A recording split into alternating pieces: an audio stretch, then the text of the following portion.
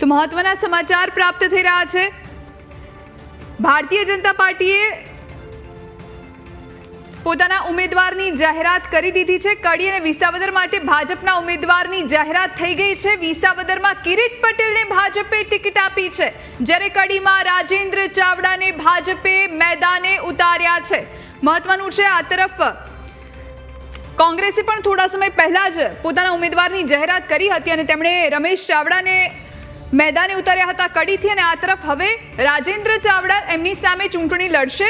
કડીમાં ભાજપના ઉમેદવારના નામની જાહેરાત થઈ છે અને વિસાવદરમાં કિરીટ પટેલ, જેમનું નામ સૌથી વધુ ચર્ચાતું હતું, અને એ જ કિરીટ પટેલને ટિકિટ આપવામાં આવી છે, એટલે સ્વાભાવિક રીતે વિસાવદરમાં પટેલ પાવર જોવા મળવાનો છે। આ તરફ ગોપાલ ઇટાલિયા પણ આમ આદમી પાર્ટીમાંથી લડી રહ્યા છે, અને હવે બીજી તરફ વિસાવદરમાંથી કિરીટ પટેલને ભાજપે મેદાને ઉતાર્યા છે।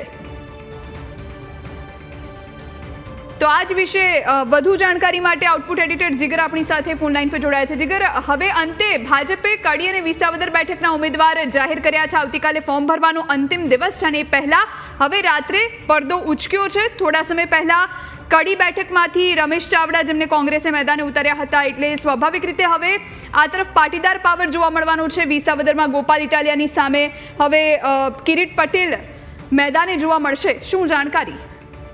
બિલકુલ, સૌથી એક નવું નામ અહીં સામે આવ્યું છે। કડીની વિધાનસભા બેઠકની જે વાત કરીએ તો રાજેન્દ્ર જે ચાવડા છે એક સરપ્રાઇઝ નામ છે, કારણ કે રાજેન્દ્ર ચાવડાનું નામ કોઈ પણ જગ્યાએ ચર્ચાતું નહોતું, અને જે ગલિયારાઓ છે પોલિટિકલ એની અંદર પણ એ ચર્ચાઈ રહ્યું છે કે રાજેન્દ્ર ચાવડાનું નામ કેવી રીતે આવ્યું અને કોણ છે રાજેન્દ્રસિંહ ચાવડા, અને એ સરપ્રાઇઝ એક નામ। અને બીજી તરફ વિસાવદરની આપણે વાત કરીએ, કિરીટભાઈ પટેલ, જેનું નામ હંમેશાથી ચર્ચાતું હતું, કિરીટભાઈ રેસમાં છે અને એમને જ અત્યારે ટિકિટ બીજેપીએ આપી છે, એટલે બંને ચહેરાની જે પુષ્ટિ કરવામાં આવી છે। કડી ખાસ કરીને, કારણ કે કડીનું આખું ગણિત જોઈએ એ સમજવા જેવું છે કે કેવી રીતે આખું તેનું પોલિટિકલ હેપનિંગ છે, અને એ જ દિશામાં જ્યારે કડીની વાત કરવામાં આવતી હોય ત્યારે એની અંદર આ એક નવો ચહેરો ઉતારવાનું કારણ કે તમે જુઓ ચાવડા ઉતારવામાં આવ્યા છે।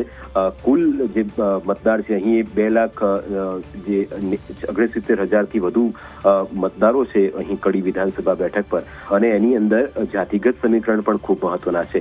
અહીં પટેલ વોટર્સની સંખ્યા લગભગ 66,000ની આસપાસ છે, ઠાકોર વોટર્સ અહીંયા 65,000ની આસપાસ છે, મુસ્લિમ વોટર્સ જે છે એ 38,000ની આસપાસ છે, એસસી અને અન્ય જ્ઞાતિના જેટલા પણ વોટર્સ છે એ વોટર્સની સંખ્યા પણ મહદઅંશે એની આસપાસ રહી છે। પણ આ સંજોગોમાં મને લાગે છે કે કમલેશ, આપણા જે મહેસાણાના સહયોગી છે, એમને પણ ફોન લાઈન પર જોડીએ અને એમની સાથે પણ વાતચીત કરીએ। જીગર, આપણી સાથે કમલેશ જોડાયેલા છે।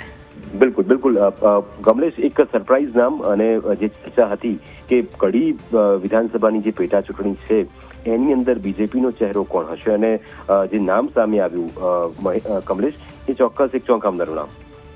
ચોક્કસ જે રીતે નામ જે જાહેર કરવામાં આવ્યું છે રાજેન્દ્ર ચાવડા, આ રાજેન્દ્ર ચાવડા મૂળ જોટાણાના વતની છે અને અનુસૂચિત જાતિ વિકાસ નિગમમાં ડિરેક્ટર હતા, પરંતુ ભાજપમાં લાંબા સમયથી સક્રિય હતા।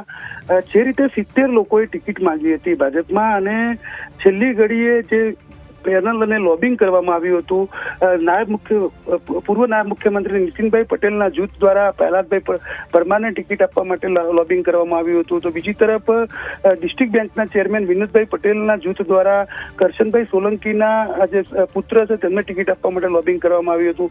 આ તમામ વચ્ચે અટકળો હતી કે ભાજપ બંનેમાંથી વચ્ચેનો રસ્તો કાઢશે, જેથી વિવાદ ન થાય, અને તેને લઈને આ એક વચ્ચેનો રસ્તો કાઢવામાં આવ્યો છે।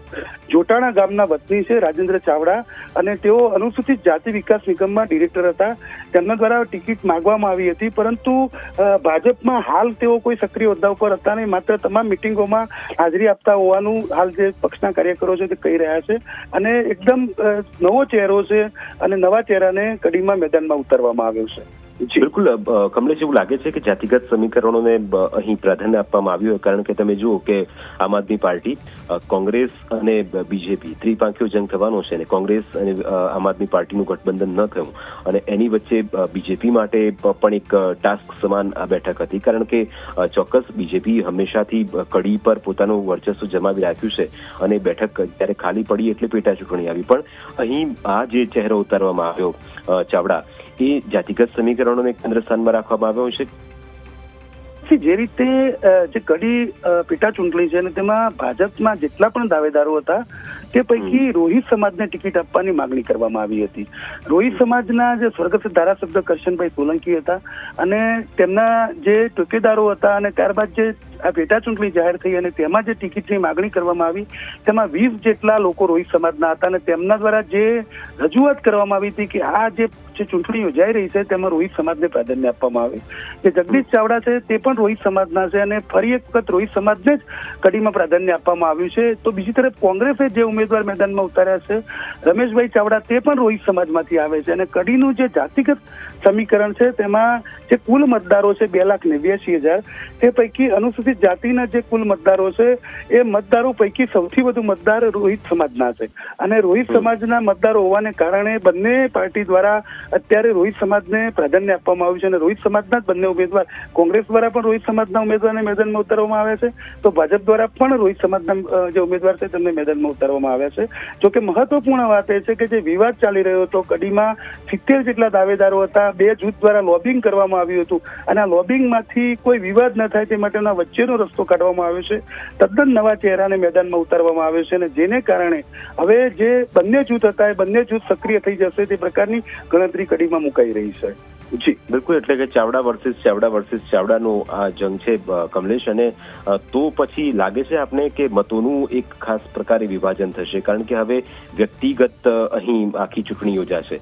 હવે જે રાજેન્દ્રજીભાઈ છે એ ચાવડા કોંગ્રેસમાંથી જે ઉમેદવાર ઉતાર્યા છે એ ચાવડા અને આમ આદમી પાર્ટીના જે ઉમેદવાર છે, એટલે લાગે છે કે આપને કે હવે સમાજ જે રોહિત સમાજની આપ વાત કરી રહ્યા છો એનો ચહેરો મેદાનમાં છે. કડીમાં વર્ચસ્વની આખી એક લડાઈ છે એટલે મતોનું જે વિભાજન થવાની વાત છે એ ક્યાંક વ્યક્તિગત હવે આ ઇલેક્શન થશે. જે રીતે જે તમામ પાર્ટીઓ દ્વારા એક જ સમાજના ઉમેદવારને મેદાનમાં ઉતારવામાં આવે છે, ચાવડા વર્સિસ આ જંગ છે. એ પછી આમ આદમી પાર્ટી હોય, કોંગ્રેસ હોય, ભાજપ હોય કે પછી અન્ય જે શંકરસિંહ વાઘેલાની પાર્ટી હોય, આ તમામ જે લોકોએ જે પસંદગી કરી છે તમામ રોહિત સમાજના ઉમેદવારોની પસંદગી કરી છે. હવે જે મતનું ગણિત છે અનુસૂચિત જાતિના જે મતદારો છે આ મતદારોમાં જે રોહિત સમાજના અને વણકર સમાજના મતનું વિભાજન થશે. એટલે કે જેટલા પણ રોહિત સમાજના મત છે એ તમામ ઉમેદવારોમાં વહેંચાશે પરંતુ જે વણકર સમાજના બીજા ક્રમે વણકર સમાજ છે અને તેમના મત જે ખેંચશે જે પક્ષ એ પક્ષને મોટો ફાયદો થવાની શક્યતા છે. અલબત્ત જે રીતે ભાજપ દ્વારા જે ગણિત મૂકવામાં આવ્યું છે તે મુજબ કડીની જે સમીકરણ છે કડીના સમીકરણમાં 2,89,000 જે મતદારો છે તેમાં 31% જેટલા મતદારો પાટીદાર સમાજના છે, ત્યારબાદ 31% જેટલા મતદાર ઠાકોર સમાજના છે અને પછી ત્રીજા ક્રમે અનુસૂચિત જાતિના મતદારો આવે છે, ત્યારબાદ મુસ્લિમ સમાજના મતદારો આવે છે અને ત્યારબાદ પછી નાના જે સમાજ છે તેનો સમાવેશ થાય છે. પરંતુ ઠાકોર અને પાટીદાર સમાજનું સૌથી મોટું પ્રભુત્વ છે અને ત્યારબાદ અનુસૂચિત જાતિના મતદારો છે અને ત્યારબાદ મુસ્લિમ સમાજના મતદારો છે. હવે અનુસૂચિત જાતિના જે મતદારો છે હવે 4 પાર્ટીના જે મુખ્ય પાર્ટીઓ છે એ તમામના ઉમેદવાર એક જ સમાજના છે જેને કારણે એક સમાજના ઉમેદવારોમાં મત વહેંચાશે પરંતુ જે બીજા ક્રમે જે વણકર સમાજ છે તેના મત અન્ય જે પાર્ટીને જશે તે ઉમેદવારને મોટો ફાયદો થશે. જ્યારે ભાજપનું જે સંગઠન છે તે કડીમાં પહેલેથી મજબૂત છે અને પાટીદાર સમાજમાં અને ખાસ કરીને કડી શહેરની વાત કરવામાં આવે તો ત્યાં ભાજપનું સંગઠન ખૂબ જ મજબૂત છે જેને કારણે હાલ ભાજપને ત્યાં મોટો ફાયદો થવાની શક્યતા છે. તો બીજી તરફ જે વિવાદ હતો 2 જૂથ હતા એ 2 જૂથમાંથી પણ બંને જૂથનાથી ટાળવામાં આવ્યા છે અને એક નવો ચહેરો મેદાનમાં આપવામાં આવ્યો છે જેને કારણે ફ્રેશ ચહેરો છે, નિર્વિવાદિત ચહેરો છે અને તેને કારણે જે વિવાદ હતો 2 જૂથ વચ્ચેનો ટિકિટનો તે પણ અત્યારે જે વિવાદ છે એ શમી ગયો છે કારણ કે જો એક જૂથને ટિકિટ આપવામાં આવી હોત તો બીજું જૂથ નારાજ થવાની શક્યતાઓ હતી. આમ બંને જૂથ નારાજ ન થાય તે માટેનો એક વચ્ચેનો રસ્તો કાઢી અને વધુ મત ખેંચી શકાય તે પ્રકારનું એક આ વ્યૂહરચના ભાજપ દ્વારા અપનાવવામાં આવી છે. જી બિલકુલ.